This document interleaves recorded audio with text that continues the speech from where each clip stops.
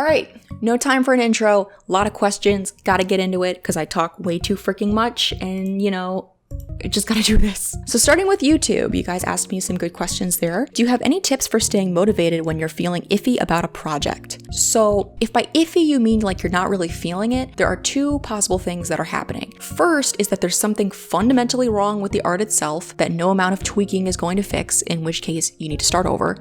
Or let's say you're working on a project and like the topic itself is really dull and you're just not really feeling the illustration you're making, you gotta start over. And I know that that's like really, really harsh to say, but like hear me out. If it's the former, if it's, something fundamentally wrong with it, you can't fix that when you're like 70% of the way in, Usually what I find is that if my eye is twitching as something doesn't look right, it's usually the composition or the values or the perspective. Like think of like the 7 fundamental art principles that you learn like first day of art school. Think about that and look at it and you're probably going to realize that there's something just not right about it. And you just got to start over. And if you don't start over, you're going to be, twitching about it for a really, really long time. And it would just be better if you saved your time by starting over, honestly. And then in the second case, let's say you're working on a project, maybe you're doing an illustration for an article and it's about like microeconomics or something incredibly boring and dull. And you're just not really loving the thing that you're making because the topic itself is really boring. The number one thing that I've learned when I was taking an editorial illustration class is that 1, you have to pull something like a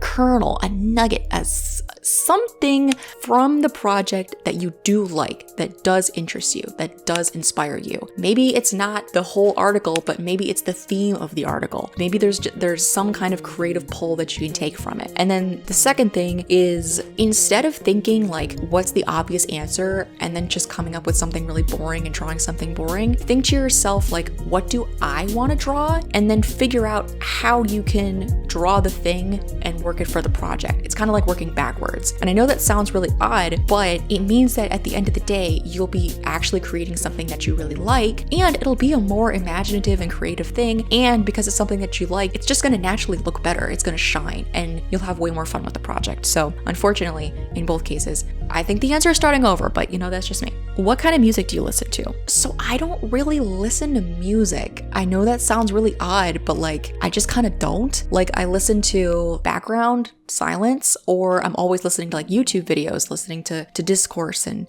drag queens, and that's kind of my whole YouTube playlist, but not much music. So when I do listen to music, it's mostly like female artists, so like Kali Uchis, Rina Sawayama, Cardi B, Grimes, regrettably. Mostly just kind of popular female artists, I guess. And then I'll let you in on a little secret. So, not really a secret. My guilty pleasure music. When I was in high school, I listened to a lot of rock and metal music. So whenever I want to have like a nostalgic trip, I will listen to early 2010s rock and metal music. And it just, I don't know guys, it makes my heart sore. There's something about the energy. Maybe it's just the nostalgia talking, but I love that music so much. So I've got like a whole playlist and I just love it. Okay, so this next question, my Spanish is so rusty that the rust has rust. So brace yourself. ¿De dónde vino tu interés en aprender español y qué otros países de habla hispana, además de Colombia, te gustaría visitar y por qué?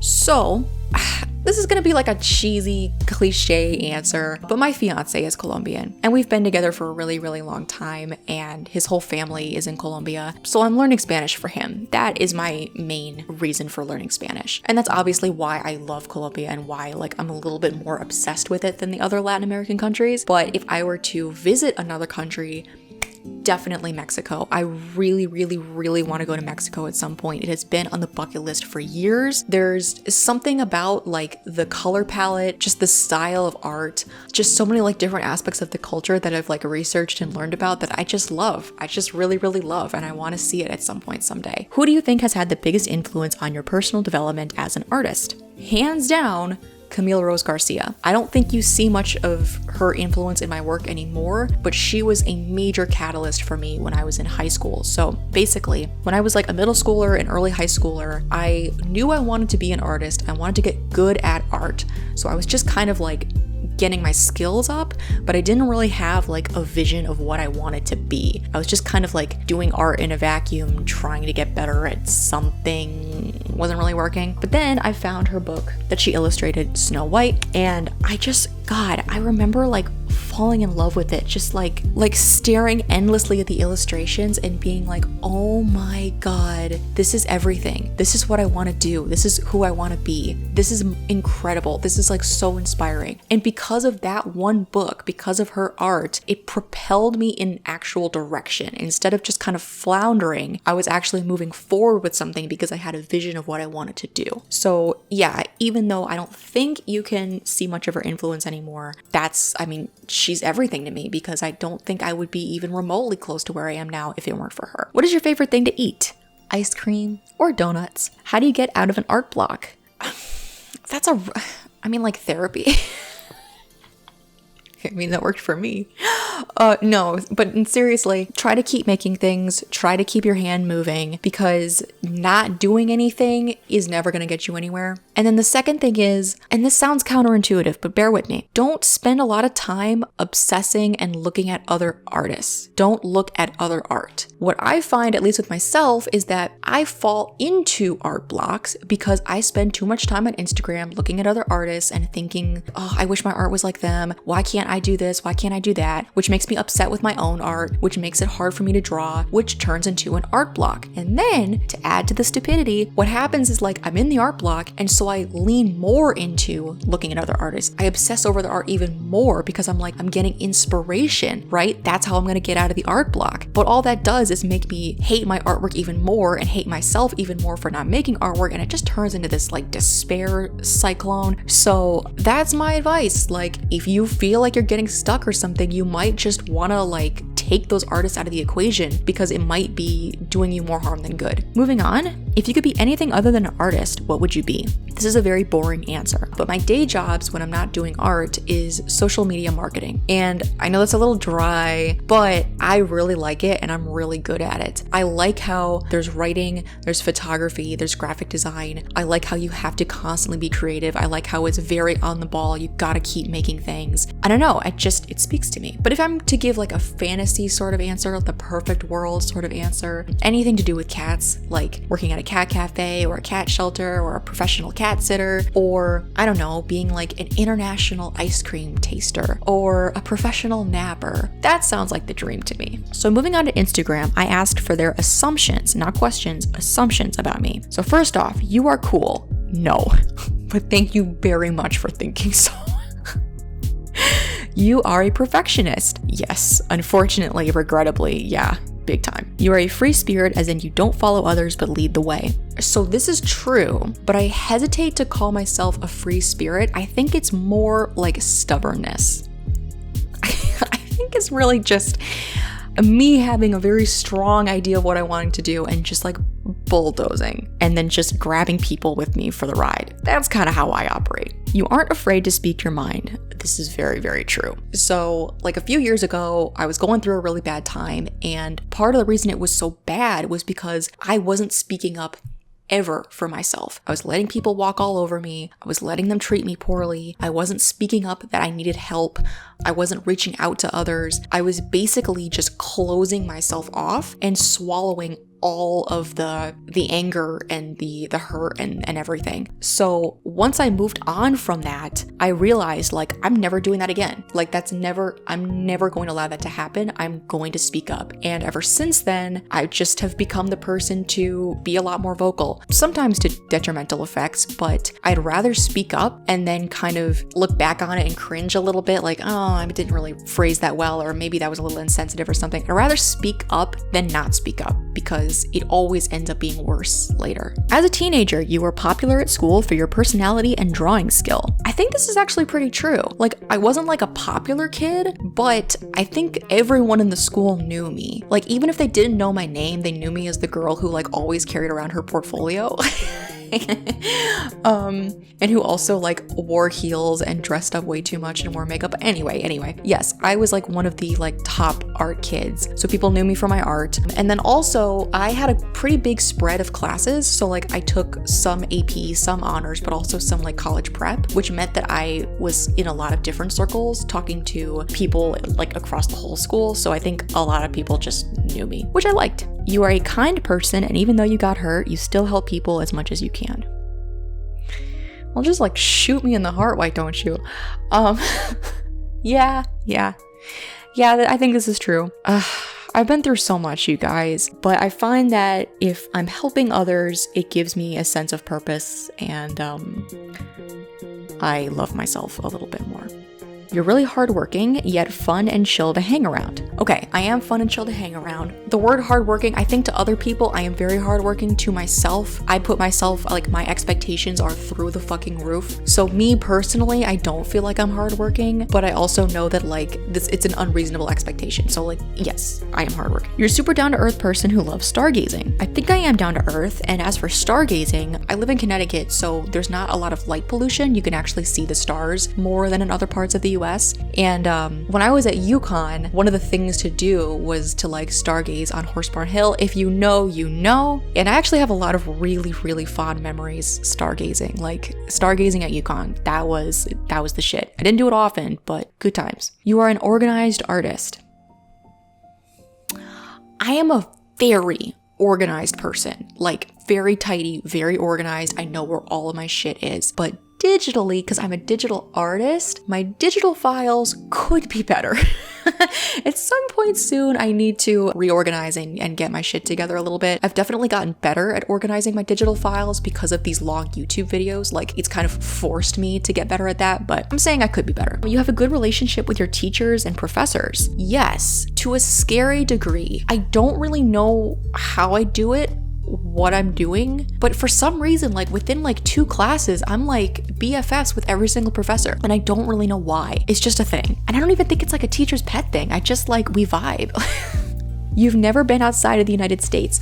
False. I'm so happy that, like, this particular thing is false. I've been to Canada and I've been to Colombia, and I'm super grateful. You're afraid of heights. So this is a funny one. So I have done this video twice before because of reasons. So the first time I answered this question, I was like, I don't really think I'm too afraid of heights. I think I'm fine. The second time I answered this question, I had just started rock climbing, and I was like, yeah, I'm super mega fucking afraid of heights. I'm really afraid of heights. And now I've been doing rock climbing for a little while now, and now it's like, yeah, I'm still afraid of heights, but it's more manageable and it's not nearly as bad as it was before. So take that information what you will. You're really hardworking. So everyone thinks I'm hardworking and kind. Thank you. You like... This one was sent by my friend. You like cucumbers better than eggplant. Bitch, I don't know why you picked the most phallic vegetables.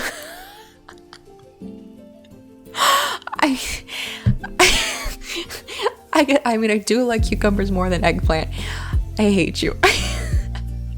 You enjoy reading. Yes. Me, like most other 20-somethings I know, we used to read a lot and now we don't. I don't read a lot of books anymore, but thanks to these YouTube videos that I've been doing, I've been reading a lot more, like, articles, like a lot more research-based things, and every time I do, I freaking love it. Like, I need to incorporate it more in my life. You're a huge shoujo anime fan.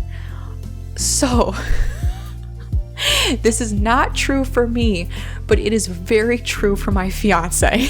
He reads manga at a staggering pace. He devours manga, and he has been devouring manga for so many years, to the point where shonen manga, he feels like he knows everything. Like, he's seen every plot twist, he knows every plot point, every character arc. Like, he feels like he's seen it all before. So lately, he's been reading a lot of shoujo, and I think that's really cute. The only shoujo that I'm reading at the moment is a manga called Aseto Seken, which I am not going to link because I'm embarrassed. Moving on, you have an introvert side in you that you don't tend to show on social media. This is true. I'm actually kind of surprised by this question because I feel like I give off introvert energy. But here's the thing. I consider myself an introvert that knows how to talk like an extrovert. Like, I know how to turn the extrovert switch on, which I think is probably why I come off as, like, super friendly and chatty and everything. But truly, to my core, I do not have a lot of energy. Or maybe I'm just a fucking ambivert. Like, that's also a possibility. You love yoga. So...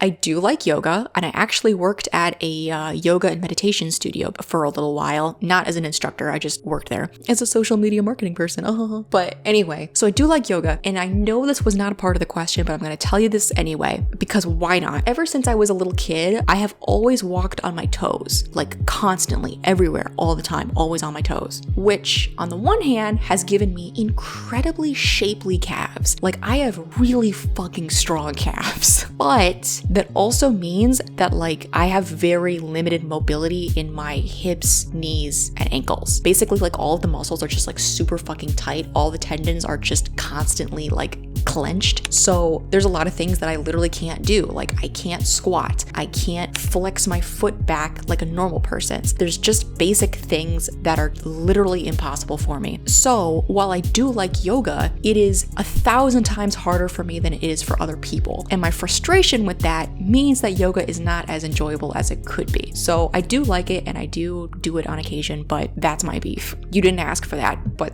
there you go. This isn't an assumption, but I think your cats are super duper cute. Thanks!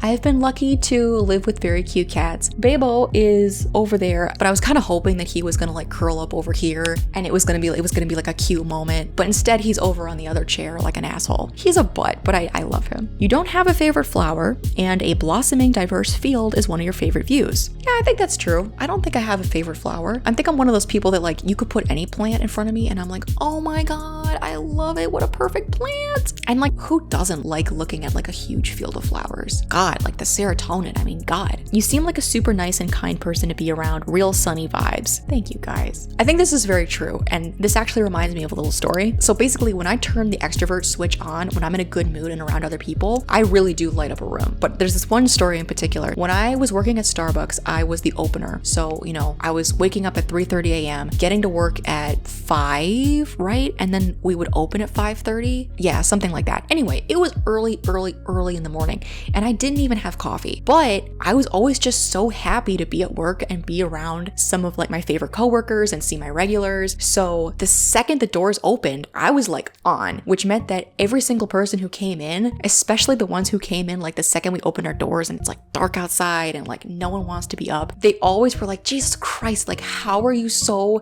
like smiley? Like there's one guy in particular, he would literally go like, can you tone it down?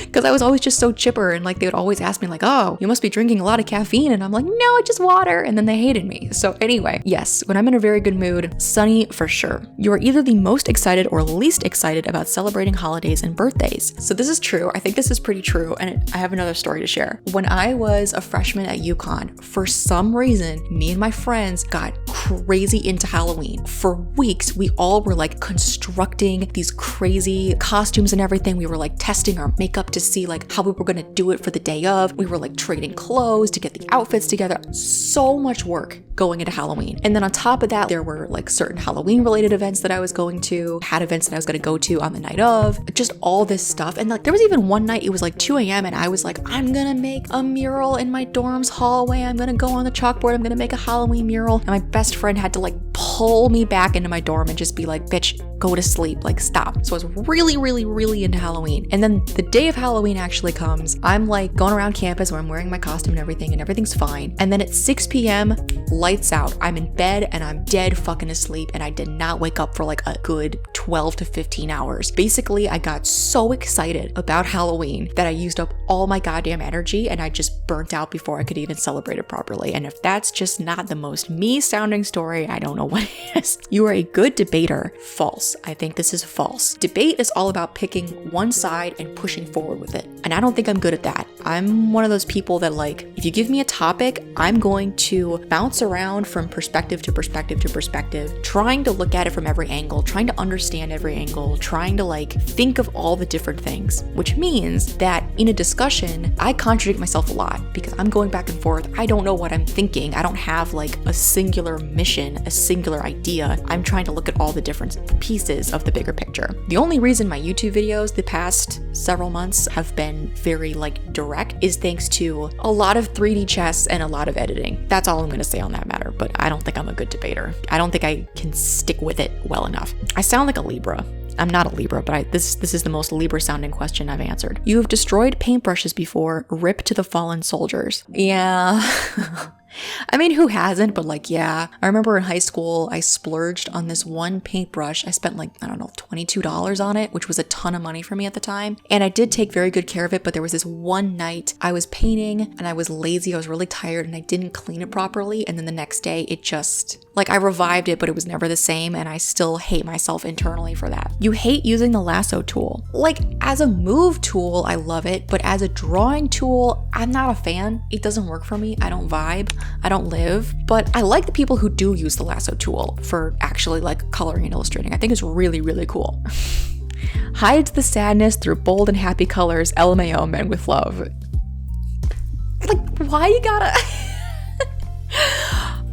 This is true. But now I'm not using bright colors. I'm using more muted and dark colors and I'm still depressed. So it's getting a little harder to tell. You like cream cheese danishes? I do, but I prefer donuts. You're gonna be the mom that lets your 17-year-old kid have a beer, but no more than one. This is another one I feel called out. I think this is true. I feel like I'm gonna be the cool mom, but like still hover parenting a little too much. I think this is true. And then finally, you definitely plan on growing old as the wisest, most adorable cat lady ever. That is always the goal. That's the hope and dream. Okay. If you have made it this far in the video, if you even clicked on this video in the first place, and if you made it this long, that must mean that you love me, or at least you love this channel, or maybe that you're very, very bored. But either way, I'm going to talk a little bit about this channel because in case you haven't noticed, it's kind of gone in a bit of a different direction. And I'm here to tell you that I don't know where I'm going. Like the next 2 videos, I know what I'm gonna do and I'm really excited about them, but I don't really know what direction I'm going in. I think it's still gonna be art related content, but I'm expanding, I'm opening, I'm moving, I'm growing, I'm shaking, I'm living. But yeah, it's kind of going in a different direction. And the other thing I really want to point out is, you know, one of the bread and butter things that I've done, that I've talked a lot about on this channel is anything related to like art school, getting into art school, what's art school like, should I go to university or art school? I've made so many videos. I have a whole playlist on my channel. And I feel like at this point I have said like all that I can say. Like I feel like I've said everything that I could possibly say. The second video that I'm going to do that's coming up is going to basically be like the closing of that chapter. It's going to be the last video I do that has anything to do with that topic. And I'm just not going to do that anymore. Partially because I'm bored, partially because I've said everything I could possibly say, partially because I don't want you guys to get bored of it. And also because, you know, I graduated 2 years ago. So at some point my information is going to be outdated. So yeah, I'm kind of moving in a different direction. I'm really loving doing these really long videos, which is nuts to me because they take like 12 hours to export and like 10 hours to upload to YouTube, but I digress. But I'm having a really good time. I just don't know where I'm going with it. So bear with me. The ship is turning. I just don't know where. We will figure that out. But more videos coming soon. And yeah, I'm looking forward to it. Anyway, thank you guys for watching. And thank you guys for being so patient with me because, oh my freaking God, this Q&A should have been done like in August, I think it was. And now it's like February. I feel so bad, you guys. But in any case, thank you guys for being amazing. Thank you guys for all of your amazing comments on my last video. That was also really great. And I will see you very soon with another video. So see you guys. Have a good one. Bye.